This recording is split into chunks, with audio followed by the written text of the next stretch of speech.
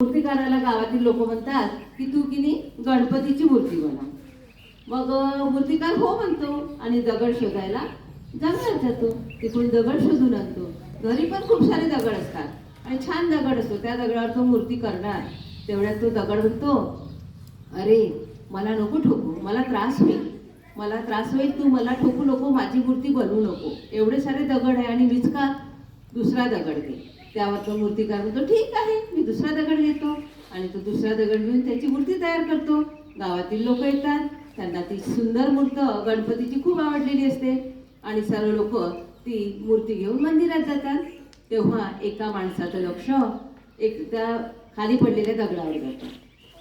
मग खाली पडलेल्या दगडातील तो माणूस म्हणतो की यातला हा एक दगड घेऊ ना, आपण याची पायरी करू।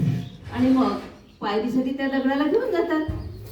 त्यानंतर मूर्तीची प्रतिष्ठापना होते, तिथे मूर्तीची पूजा केली जाते आणि मग सगळे लोक आल्यानंतर पहिल्यांदा त्या पायरीवर पाय देतात आणि आतमध्ये जातात। आतमध्ये गेल्यानंतर गणपतीला फुलं, हार, मोदक, फळं सगळं नेतात आणि हा दगड याच्यावर सर्वजण पाय देऊन जातात।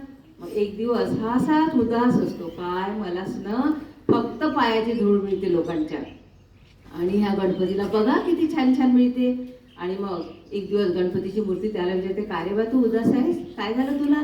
तेव्हा तो दगड म्हणतो, अरे तुला बघ ना किती छान छान मिळते खायला प्रसाद, तुला चंदनाचा लेप मिळतो, तुला फुलं मिळतात आणि मला काय रे, मला तर फक्त लोकांच्या पायाची धूळच मिळते।